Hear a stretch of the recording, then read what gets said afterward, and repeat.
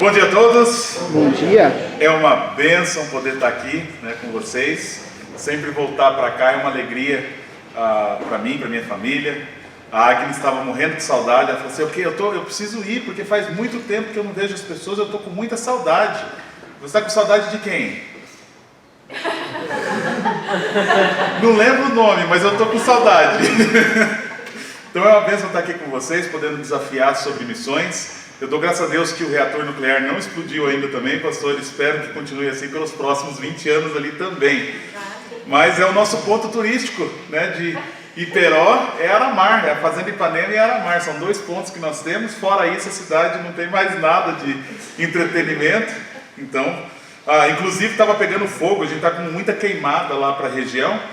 E o fogo já estava chegando na Aramar, o que já era um risco, porque o lugar que estava chegando era de perigo já. Então a gente orou porque os bombeiros não estavam conseguindo conter o fogo, mas Deus mandou chuva, e aí parou, acabou, graças a Deus foi tudo bem.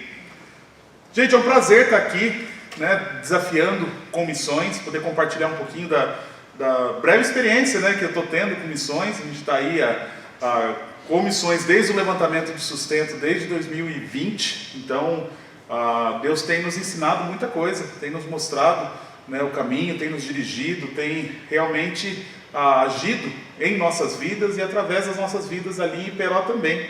E eu gostaria de desafiar vocês com o livro de Atos, capítulo 16. Se você tem a sua Bíblia, pode abrir comigo lá em Atos 16. Eu queria fazer uma reflexão sobre algo que eu olho para esse texto, e para muitos outros inclusive, e à primeira vista não faz sentido nenhum. Quando você olha pela segunda vez, parece que você está olhando pela primeira muitas vezes, Mas é um desafio que a gente olha e vê como Deus trabalha através de vidas comuns, vidas simples, e ainda assim Ele faz a sua obra ficar incrível. Eu fico me perguntando como que pode pessoas serem açoitadas, pessoas serem presas, pessoas serem arrastadas de suas casas, pessoas serem mortas por defenderem o nome de Cristo. Como que pode a gente olhar pessoas, não a partir do olhar dos assassinos, mas olhar a partir da perspectiva das pessoas que estão realmente defendendo suas crenças, porque os assassinos estavam defendendo aquilo que eles criam. Mas quando você olha para as pessoas que estavam morrendo, eles também morreram defendendo aquilo que eles criam. E muitas vezes essas pessoas que morreram defendendo a sua fé, morreram pelo nome de um homem que nem sequer eles viram pessoalmente. Um homem que eles não tiveram contato pessoalmente. Um homem que eles só ouviram dizer sobre. E eu falo que, com exceção dos apóstolos, porque os apóstolos conviveram com Jesus Cristo, viram os milagres, viram as obras, viram a plenitude dos tempos. Mas os outros e os demais, aqueles que não viram Jesus, aqueles que não viram milagres, aqueles que só ouvem o testemunho de homens, o que justifica a insistência deles nessa história de defender a fé até a morte. O que faz homens e mulheres morrerem pelo nome de um homem que eles não conhecem? De qualquer forma, os apóstolos não estavam às cegas. Os apóstolos não chegaram ali sem realmente saber do que iria acontecer. O Senhor Jesus Cristo disse para eles lá em João: tenho-vos dito essas coisas para que não vos escandalizeis. Eles vos expulsarão das sinagogas, mas vem a hora em que todo que vos matar julgará com isso tributar culto a Deus. Isto farão porque não conhecem o Pai e nem a mim. Os apóstolos sabiam que isso ia acontecer. Eles estavam cientes de que isso ia acontecer. Mas eles andaram com Cristo. Eles viram o poder de Jesus Cristo. Chegou o dia e eles realmente morreram. Todos eles morreram pelo nome de Cristo. Todos eles sofreram pelo nome de Cristo. Mas e os outros? E pessoas normais? E quando a gente olha para o início da igreja, para o início dessa perseguição, a pergunta natural é: por quê? Você consegue imaginar o apóstolo Paulo ou Saulo arrastando pessoas para fora e pessoas não negando o nome de Cristo? Eu acho muito interessante porque quando Jesus aparece para Saulo, ele fala: Saulo, Saulo, por que me persegues? Dura coisa é recalcitrar contra os aguilhões. Você está dando coice nos aguilhões. Você não está vendo, Saulo? Você está vendo que essas pessoas não negam o meu nome? Você está vendo que essas pessoas preferem morrer pelo meu nome do que negar? O Espírito Santo está trabalhando no seu coração. Algo já estava trabalhando, já estava batendo no coração desse homem. Paulo é meu herói na fé. Se você sabe um pouquinho, sabe que eu amo o apóstolo Paulo. E na sua ignorância ele perseguiu a igreja. Mas depois ele acabou sendo perseguido da mesma forma. E morreu por conta dessa defesa. Ele foi alguém que, segundo Atos 8, estava presente na morte de Estevão, o primeiro mártir da igreja. Ele consentia com a morte de Estevão. Ele prendeu, ele liderou, ele assolou, ele humilhou, ele matou homens e mulheres que criam em Cristo. Por que essas pessoas não negaram? Por que essas pessoas não voltaram atrás? Por que essas pessoas não mentiram? Por que essas pessoas não abandonaram as suas convicções, mas continuaram defendendo aquilo que cria? Homens e mulheres que não viram Jesus Cristo presencialmente, preferiram morrer. O que é essa convicção? De onde vem isso? Nós temos a resposta. O poder do Evangelho. É o poder do Evangelho. Se não for o poder do Evangelho, a gente não consegue justificar nada mais, porque nós dizemos, muitos de nós dizemos que nós estamos prontos para morrer como eles morreram. Será que estamos? Será que a gente já experimentou o poder desse Evangelho? Será que você que está aqui já experimentou esse poder? Eu espero que sim. Se você não experimentou ainda há chance, ainda há esperança. Nós estamos falando da igreja de Cristo que nasce no fogo do Espírito Santo. Cadê o Frank? Ô glória! Não é, Frank? Segurou. Uma igreja que nasce no fogo do Espírito Santo, mas que ela vai crescer no meio de muita perseguição.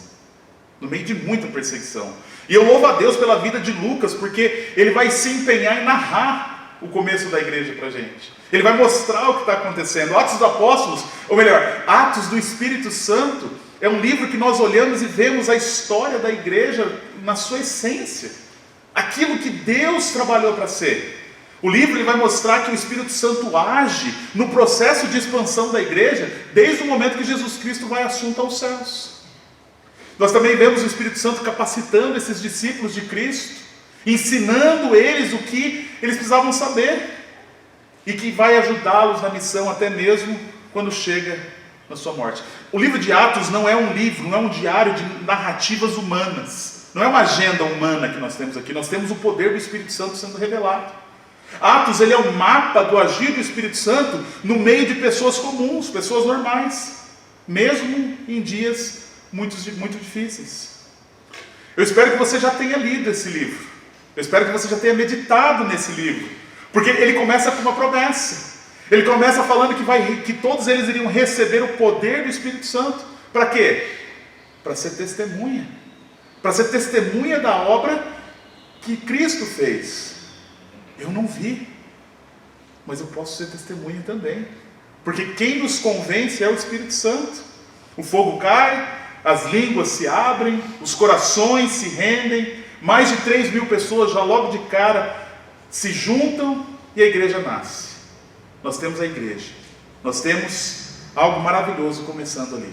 A nossa tendência é romantizar. Ai que lindo, que fácil, que bonito, olha só, é só pregar. Todo mundo quer pregar como Pedro, chegar numa praça, pregar para lá e 3.000 pessoas se converterem imediatamente. Ninguém quer pregar como Estevão, né? Ninguém quer passar pela vida como Estevão. A gente não pode romantizar o começo da igreja, porque a perseguição começou muito rápido.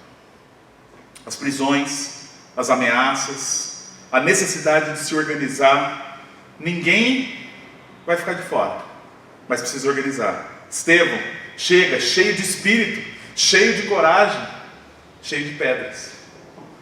Então explode a perseguição, casas são invadidas, crentes se espalham e as coisas começam a piorar. Mas por onde eles passam, a palavra de Deus vai florescer. Em meio a tanta dificuldade, Deus vai agir e o perseguidor cai do cavalo. E esse perseguidor passa a ser perseguido porque ele encontrou com Jesus Cristo. Mais adiante, o muro cai, Cornélio abre as portas para os gentios. E Pedro, ele entende que o evangelho não tem fronteiras mais. Antioquia, a igreja vai discernir. Vão impor as mãos, Paulo e Barnabé vão ser levados para missões, plantam comunidades e voltam dando glórias a Deus por tudo que Deus tem feito. Jerusalém não, lá eles decidem que a salvação é pela graça e não pelas obras. Liberdade aos gentios, e eles vão com clareza para a missão. E depois dessa clareza vem o próximo passo, uma nova viagem. De novo, Paulo se junta com seus companheiros e eles vão para uma nova missão. A igreja é fortalecida, a fé cresce e as portas começam a se abrir. Só que de repente, o Espírito Santo fecha uma porta. De repente ele fecha outra porta. Ásia? Bitínia? Não é para lá que você vai não. O Espírito Santo vai trabalhar, porque a missão ela não é dirigida pelos mapas. A missão ela é dirigida pelo Espírito Santo. É Ele que vai nos dirigir, é Ele que vai nos levar. E é nesse silêncio que Paulo está em Troade, que a gente vai estudar hoje. Quando um homem levanta e fala, passa a Macedônia e ajuda-nos. Abre lá em Atos capítulo 16, versículo 6.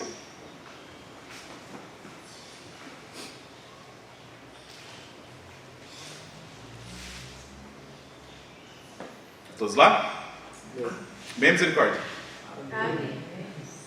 Quando você está plantando a igreja, está com o pessoal novinho que não sabe achar os livros ainda, é muita misericórdia que você escuta na hora de achar o livro. E percorrendo a região frígio-gálata, tendo sido impedidos pelo Espírito Santo de pregar a palavra na Ásia, defrontando Mísia, tentavam ir para a Bitínia, mas o Espírito de Jesus não o permitiu. E tendo contornado Mísia, desceram a Troade. À noite, sobreveio a Paulo uma visão, na qual um varão macedônio estava em pé e lhe rogava, dizendo, passa a Macedônia e ajuda-nos. Assim que teve a visão, imediatamente procuramos partir para aquele destino, concluindo que Deus nos havia chamado para lhes anunciar o Evangelho. Vamos orar? Pai querido, nós somos muito gratos ao Senhor nessa manhã, por mais uma vez abrir a sua palavra, podermos meditar. Somos gratos, Pai, pela vida de Lucas, que nos relatou todas essas histórias, para que nós possamos aprender com o Senhor, aprender as suas lições. Pedimos a guia do seu Santo Espírito nesse momento, ó Pai, para que a gente possa sair daqui sabendo a sua vontade para as nossas vidas. É isso que nós oramos, em nome de Cristo Jesus. Amém? Amém. Paulo tinha planos? Tinha. Ele era estratégico. Só que o Espírito Santo tinha um propósito maior. O Espírito Santo tinha algo que Paulo não viu. Nós vemos aqui uma porta sendo fechada, depois nós vemos outra porta sendo fechada, nós vemos portas sendo abertas. O versículo 6, ele fala que ele estava correndo a região da Frígio-Gálata. O apóstolo Paulo, ele estava subindo o mapa. Você sabe, você já estudou os mapas, você sabe o mapa da Ásia Menor. O apóstolo Paulo está subindo, e o Espírito Santo fecha as portas. Não é para lá que você vai não. Só que é interessante, porque ao mesmo tempo que o Espírito Santo fecha a porta, o Espírito Santo não mostra qual é a próxima porta que ele tem que seguir. O Espírito Santo simplesmente fecha a porta. Então ele, com toda a sua sensibilidade à palavra de Deus, ele vai ter que decidir para onde ele vai. E quando ele decide ir para o segundo lugar, o Espírito Santo fala, não é por aí não. Não é mais fácil se o Espírito Santo tivesse chegado e falado, não Paulo, pega suas malas, compra passagem para tal lugar, vai para lá, é super fácil. Você vai chegar lá e eu vou trabalhar na sua vida. Não, o Espírito Santo não trabalha assim. Ele vai trabalhar no nosso coração, na nossa sensibilidade. Então o apóstolo Paulo ele vai ter as portas fechadas 2 vezes, até que ele consegue entender para onde o Espírito Santo está guiando ele. Só que o Espírito Santo não permite que ele pregue a palavra na Ásia. Por que ele não pode pregar a palavra na Ásia? Porque o apóstolo Paulo foi chamado aos gentios. E ele precisava trazer o Evangelho para a Europa. Não sei se você consegue compreender a importância, a relevância que nós temos do agir do Espírito Santo nesse momento, em que vai trazer o Evangelho para a Europa. Eu falo que nós estamos aqui porque o Espírito Santo agiu lá atrás. O Espírito Santo chegou na Europa, trouxe o Evangelho para nós aqui hoje também. Então, a sensibilidade do apóstolo Paulo em atender a voz do Espírito Santo repercute na nossa salvação também. Nós não sabemos como que o Espírito Santo fez isso, mas o apóstolo Paulo entendeu perfeitamente a vontade de Deus aqui. Quando a gente lê, a gente pensa assim, não, eu acho que o Espírito Santo, Jesus Cristo, numa teofania, apareceu para Paulo, direcionou os passos dele, fez uma reunião, fez uma assembleia com eles 3 ali, e eles decidiram, votaram. Não é romântico, não é tão simples, não é fácil, missões não é fácil. Ninguém falou que é fácil. O Senhor Jesus Cristo ensinou que não ia ser fácil. mas ele sempre falou que valeria a pena. Ele sempre falou que valeria a pena. Quando nós vemos o chamado do apóstolo Paulo, no capítulo 9 de Atos, nós vemos Deus falando com Ananias. E Deus fala para Ananias: Ananias, vai lá e ora com Saulo, porque esse homem é um vaso escolhido para sofrer pelo meu nome. Ele foi escolhido para sofrer pelo nome de Deus. E no fim da vida dele ele fala: viver é Cristo, morrer é lucro. Ele entendeu que valia a pena servir esse Jesus Cristo. Ele está tentando avançar numa estrada, e essa estrada está bloqueada. Ele começa a ir para uma outra estrada, e essa outra estrada está bloqueada também. São centenas de quilômetros, a gente não está falando de algo que é simples, ele está andando a pé, gente. Se ele chega num lugar e o Espírito Santo impede que ele chegue, ele andou tudo aquilo lá, e vai ter que andar mais. A gente está falando de 300, 400, 500 quilômetros de diferença por conta dessa direção. E a pé. Uau! A gente é muito privilegiado. A gente é muito privilegiado. Ontem meu carro quebrou para vir para cá. Tudo bem, pega um ônibus, pega um avião, aluga um carro, se vira. A gente tem outras opções tão fáceis hoje. E às vezes a gente não faz missões por preguiça. Por preguiça, por não querer fazer. Porque nós temos tudo o que esses homens de fé não tinham. Já que não é para subir, vamos para Bitínia. Espírito Santo, não é para lá. Mais alguns quilômetros e nada, sem direção. De repente, no meio da noite, o apóstolo Paulo tem um sonho, tem uma visão. E nessa visão, ele vê um homem chamando ele para atravessar para o outro lado, entrar na Europa. Eu lembro quando nós chegamos aqui no seminário, a única certeza que eu tinha era que era pregar o Evangelho. Eu sempre entendi o chamado de Deus para pregar o Evangelho. Se era para ser pastor, eu não sabia. Se era para ser missionário, eu não sabia. Eu sabia que era para pregar o Evangelho, que foi para isso que Deus me chamou. Mas onde? Como? Lembro que eu sentei com o pastor Eduardo. Pastor Eduardo, conhece alguém que está indo para algum lugar, alguma missão, começando? Ele, nós vamos começar uma igreja. Eu, olha só, uma igreja aqui e tal. E eu queria vir para cá e ficar para cá, eu não queria voltar embora. Eu falava para minha esposa: não, a gente chegou aqui em Curitiba, agora é daqui para baixo, a gente vai do sul para baixo. Não quero voltar não. Não tem nada em Sorocaba. Vou fazer o que lá em Sorocaba? Minha família não é de Sorocaba.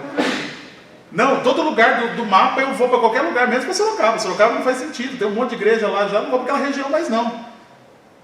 Vou para Maringá, o pastor Claudinei vai começar um trabalho novo lá. Vamos lá ver, vamos lá conhecer o trabalho dele. Recebemos outros convites, fechamos algumas portas. Recebemos convites da região de Sorocaba. Não, região de Sorocaba não vamos mais não. A gente quer ir daqui para baixo. Senhor, não vamos. Aí de repente, Iperó. A minha tendência natural foi: não quero voltar para a região. Não vamos. Aí o Espírito Santo começa a trabalhar, começa a bater no seu coração, começa a te pressionar. Aí de repente você começa a ver mais vezes a história de Jonas. Não, Senhor, não vou para Iperó não, estou tranquilo, eu quero ir para Tarsis, para Iperó não. Aí minha esposa um dia falou assim: eu não quero ir para Iperó na barriga do peixe.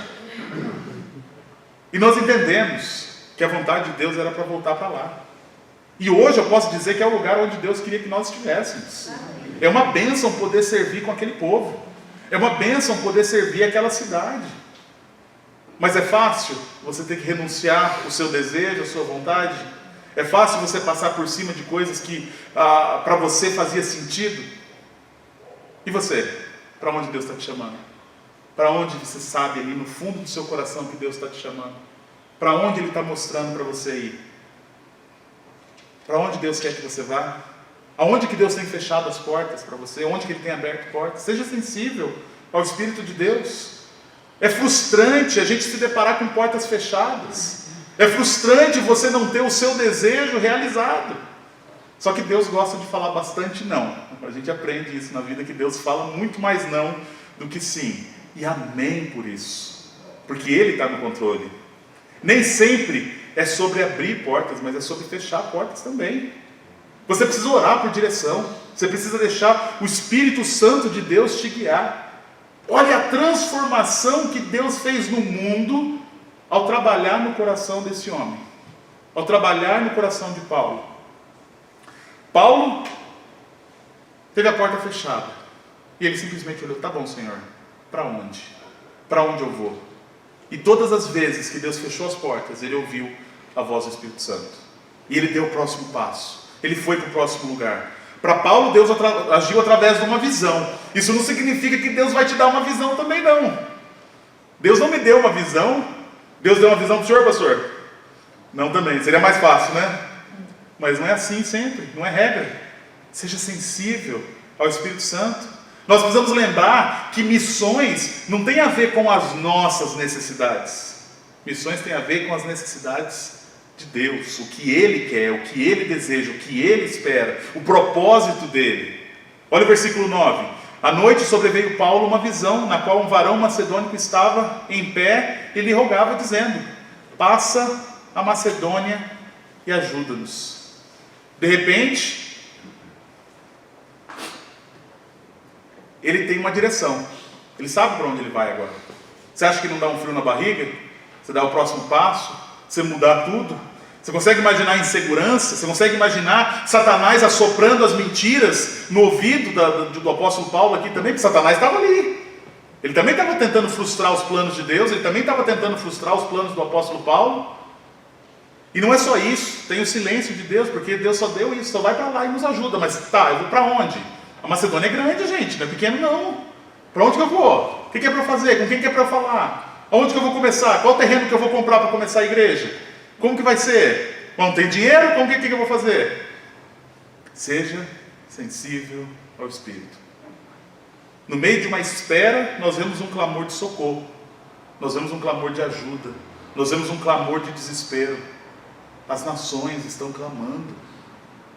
As cidades estão clamando. Hoje nós precisamos ouvir o clamor dos lugares onde o Evangelho não chegou ainda. E os lugares que o Evangelho chegou ainda não é necessariamente na África, não. O seu bairro provavelmente não tem o Evangelho ainda. O seu vizinho talvez não conheça o Evangelho ainda. A gente não é um missionário quando a gente muda de cidade ou de país, não. A gente é um missionário quando faz a diferença onde nós estamos, onde Deus colocou você para servir. Nós precisamos agir. O clamor está aí, o chamado está aí, o mundo tem clamado. Para Paulo era Macedônia. Grécia? Por que, Senhor?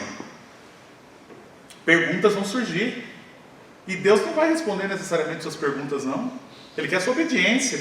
Um lugar novo, um lugar diferente, um lugar difícil, um lugar sem esperança, um lugar totalmente imergido no paganismo, totalmente imergido no mundanismo. Se você olha a história de Lídia, que nós vamos estudar depois, você vê que aquela cidade nem sequer tinha uma sinagoga. Não tinham homens suficientes para poder fazer uma sinagoga naquela cidade. Você não tem nem o judaísmo trabalhando dentro daquela cidade. Você não tem nem uma base para você começar a partir dali. Você vai começar a partir do nada, a partir do zero. Uma região que é marcada pela glória do passado. Uma região que é marcada pela identidade cultural. Se você não sabe, a cidade de Filipos é o berço de Alexandre o Grande. O homem que desbravou a Macedônia, que desbravou todo o império. Tem uma cultura, tem uma história, tem um costume. Uma comunidade desesperadamente necessitada da verdade. E a visão de Paulo não é necessariamente um homem clamando, mas sim a necessidade de uma nação clamando. Paulo não sabia, mas ele obedece, ele vai, ele simplesmente se entrega, ele vai para o outro lado. Houve um clamor, ele ouviu a voz do clamor e ele foi para aquela região. Um clamor que só Deus poderia atender, um clamor que só Deus poderia ouvir. Deus colocou no coração desse homem: vai para lá, atravessa a Macedônia e nos ajuda. Missão não é sobre a gente, missão não é sobre o que nós queremos, missão é sobre os outros. Missão é sobre os outros. O nosso Senhor deixou o céu e veio nessa terra fazer missões. Esse é o exemplo que nós temos. Não era sobre ele, porque ele estava na glória, ele não podia continuar lá, ele precisava fazer isso, mas ele quis fazer, ele veio. Qual é a sua Macedônia? Qual é a sua Macedônia? Para onde Deus está te chamando? A sua Macedônia pode ser qualquer um, qualquer lugar, só obedeça. Um coração clamando por socorro, e Deus ouvindo esse clamor, e socorrendo. Missões não tem a ver com a estratégia da igreja, missões tem a ver com o que o Espírito Santo vai guiar. É claro que tem que ter plano, é claro que tem que ter projeto, é claro que tem que ter o pé no chão, mas muitas vezes o Espírito Santo vai falar, não, faz de tal forma, é do meu jeito, porque Ele vê o que nós não vemos, Ele vê o que nós não enxergamos, Ele vê a necessidade que nós não estamos alcançando. Seja sensível ao chamado de Deus. O Espírito Santo vai guiar, Ele vai te levar para a Macedônia. Mas a última lição que nós vemos é que quando Deus chama o apóstolo Paulo, mostra o caminho que ele tem que ir, ele age imediatamente. Olha o versículo 10. Assim que teve a visão, o quê? Qual a palavra? Atos 16, 10. Imediatamente procuramos partir para aquele destino, concluindo que Deus havia chamado para lhes anunciar o Evangelho. Qual foi a conclusão? Nós temos aqui Paulo, Timóteo e Lucas. Ele usa o plural, nós fomos, nós decidimos. Qual foi a conclusão? Era aquele lugar. Nós vamos para lá para anunciar o Evangelho. É para lá que Deus quer que nós vamos. Imediatamente partimos para aquele lugar. Para onde Deus está te chamando? Demora não. Demora não. Se Deus já te chamou, você já teve a convicção de onde é para você ir, o que é para você fazer, pega suas coisas e bora. Vamos. Eu tentei demorar um pouquinho no chamado de Deus, Deus pesou a mão. Deus trouxe muita luta. Eu não obedeci imediatamente não.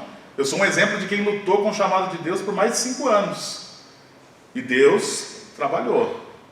E Deus trabalha, a mão de Deus pesa um pouquinho, não é legal não.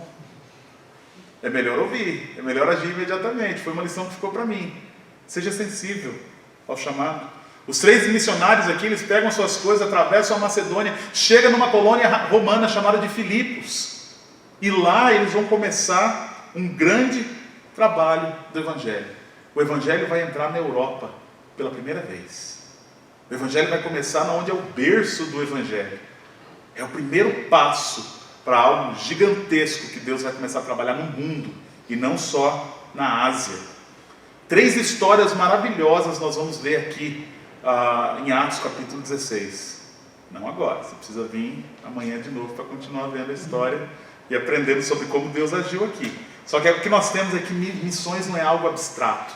Missões não é uma teoria. Missões ela não é um ideal distante. Missões ela não é um discurso bonito.